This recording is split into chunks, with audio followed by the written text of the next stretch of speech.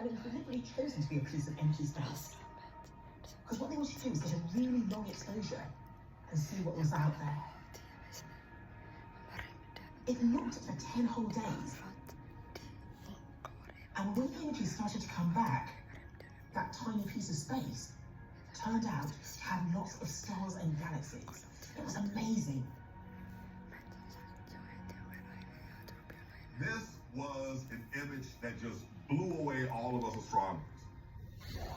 This was the deepest image ever, up to that time, of our universe.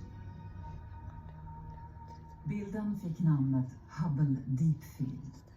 På den syns runt 3000 galaxer.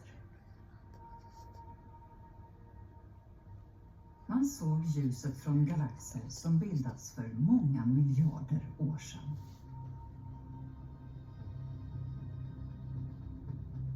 When we look out to space, we're also looking at time. And that's because light takes a finite time to travel through space. Light travels at 300,000 kilometers per second, which is pretty incredibly fast. It's the fastest thing we know of. Yet even that is finite. And so it takes time for the light from the object we're looking at to get to us. Ljuset från de mest avlägsna föremål som Hubble kan se behöver omkring 13 miljarder år för att nå oss. Det innebär att vi ser dem som de tedde sig några 100 miljoner år efter Big Bang. Men där går gränsen för de observationer vi kan göra med Hubble. Bara några 100 miljoner år längre bakåt i tiden uppstod de första stjärnorna och galaxerna. It's frustrating. These objects are just out of the range of the Hubble Space Telescope. So even though we may be only going back, say, half a billion years more, that's when that first generation of stars turned on. Man vill veta vad som hände under universums allra första tid. Hur bildades de första stjärnorna och galaxerna? We're talking about the beginning of history, and there's a natural curiosity to understand how did it all get started. We can make all the models in the world, and we can write lots of papers, and we can say, well, if it's like this or if it's like that, but at the end of the day, you just gotta go look.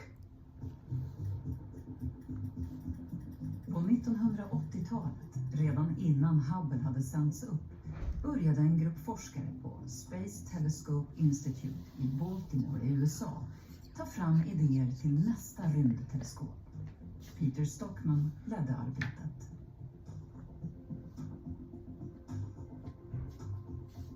Our director said, you need to start thinking about what the next telescope's going to be like even before this one launches. So we invited a bunch of astronomers and engineers and people from all over NASA to give talks about what they would imagine the telescope to be. Man planerade bland annat ett teleskop på månen och flera ute i rymden. Jag vill inte se det. Ja, okej. Men det var Hubbles foto av de avlägsna galaxerna som främst kom att forma det nya teleskopets konstruktion.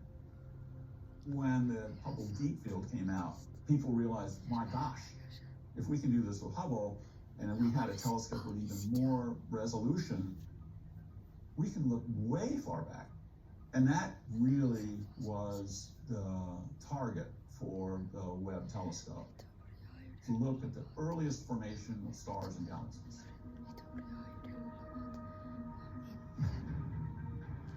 För att se de allra första stjärnorna och galaxerna i universum skulle man behöva ett otroligt kraftfullt teleskop.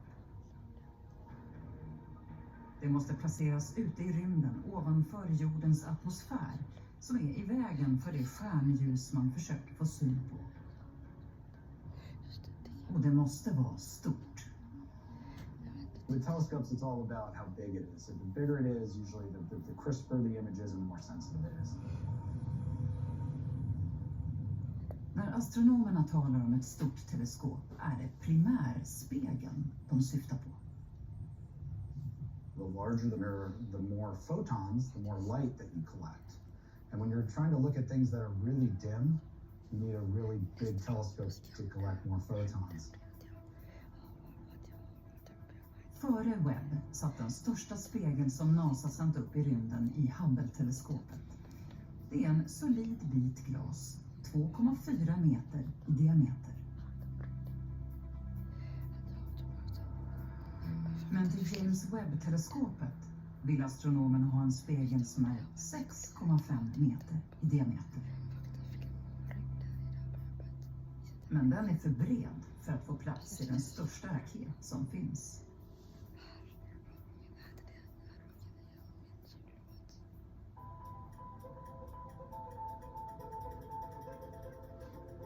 –1995 utgjorde det ett svårt problem för en ingenjör som redan då arbetade med teleskopet, Pierre Belli. So this is a school notebook, but I used it to keep track of all the discussion that we had and the concept. This is the first picture of a very elementary design of our telescope, and it's made of petals, which are foldable like a flower, and so that they can be folded during launch and opened up once it's in space.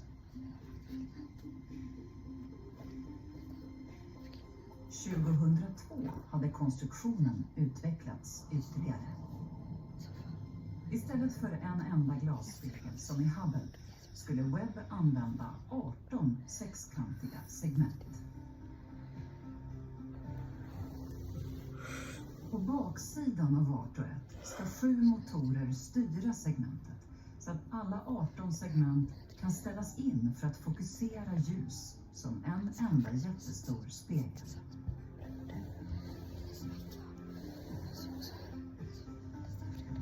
Motorer kan också vika in spegelns sidor så att den får plats i raketen som ska sända upp teleskopet i rymden.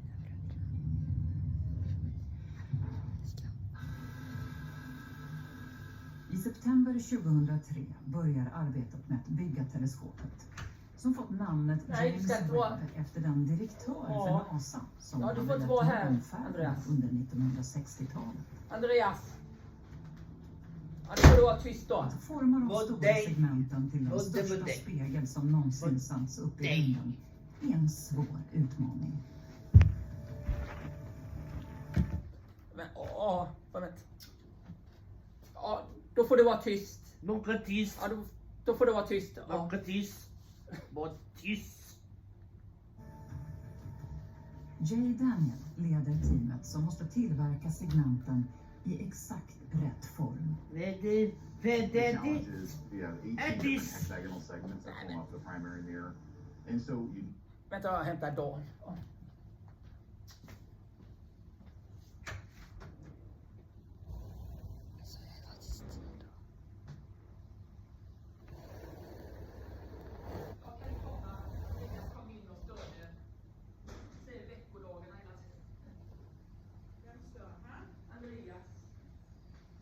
Han ska inte vara där. Ja, vi kollar. Du får vara tyst då. Du får vara tyst, Andreas, annars får du gå ut. Ska du vara tyst? Ja. tyst. Ja. the curve of the entire surface to be as near perfect as possible. Och sätt till igen. Ja. Segmenten tillverkas av den lätta metallen beryllium. För att forma dem måste ingenjörerna ta fram ny teknik. You see these very large machines behind me here. These were custom designed and built to process the James Webb mirrors.